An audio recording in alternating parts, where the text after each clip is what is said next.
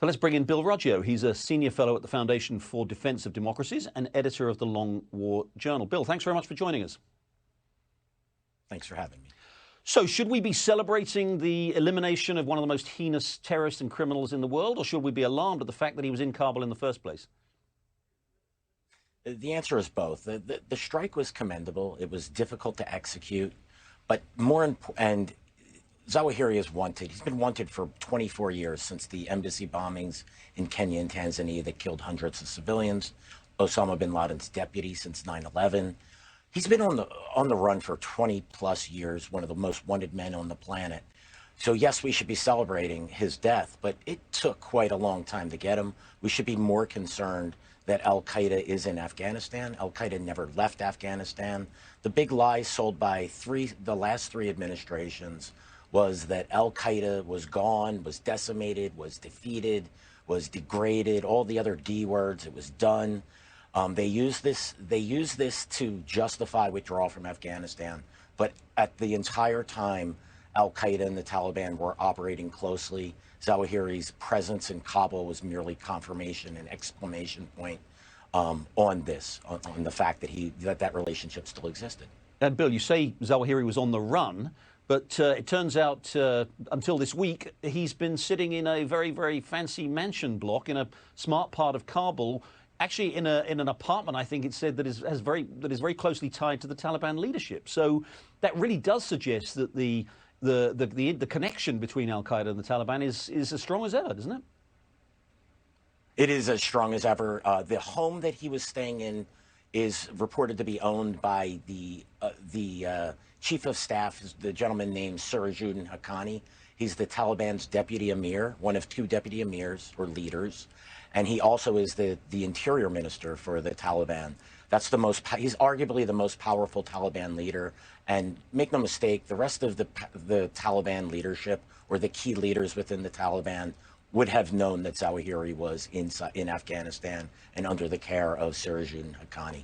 This is absolutely disastrous for the administration. President Biden's statement that al-Qaeda is gone, he's basically celebrating just how wrong he was a year ago.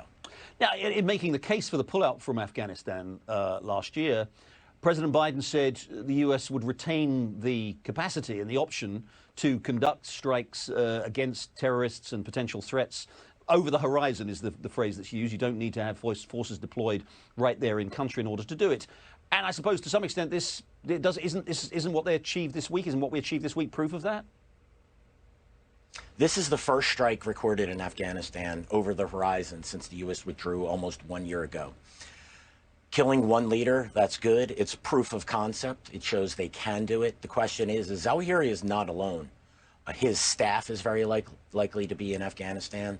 His successor, a man named Saif al-Adil, his likely successor, it's possible it's not him, who is believed to be in Iran. It's very likely heading to Afghanistan at this point in time. They are all there, or soon will be. And they will need to be targeted if you want to destroy al-Qaeda as an organization. Killing one person, one top leader in the course of a year will not cause a collapse or even harm the organization all that much. Zawahiri was an important leader for al-Qaeda, but he's been in the game since 9/11. He's been in the game for 20 years. There isn't a U.S. president, a U.S. vice president, a cabinet member, or a general who is still involved in U.S. government decisions. Al-Qaeda leaders don't just retire and get a cushy, hit the golf courses and get a cushy board position. They either die of old age or they die like Zawahiri did in a drone strike, and it took us almost 21 years to get him. How do you assess the risk then? Then we've got the Taliban there, as you say. There are no U.S. forces anymore in Afghanistan, no NATO forces. The Taliban and al-Qaeda, as we've seen, thanks to this strike this week, are back in harness, as it were. Are we going to tragically repeat history here? And see something again along the lines that we saw in the 1990s in the build-up to 9/11 of this alliance, as it were, between these two, resulting in terrible terrorist attacks on the West? I mean, I hate to raise that prospect, but is that what you worry about? Yeah, that is my fear. Yes, the 9/11 Commission report is very clear. The lifeblood of terrorist groups is safe haven, Al-Qaeda had this before 9/11.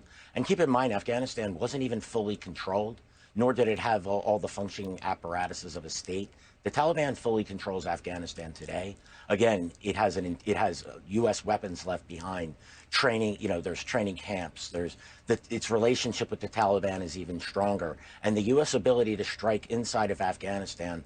It's a far more difficult situation today than it was pre 9/11, and it isn't the only place where Al Qaeda and groups like the Islamic State have safe haven. So the threat posed, because safe haven, what it allows these terror groups to do is to train, to regroup. Their leadership can get together, they can plot and finance, and if they choose to execute a terrorist attack. And then there's also the bigger issue, which is a bigger threat because it increases the possibility of safe haven, is Al Qaeda's caliphate building project.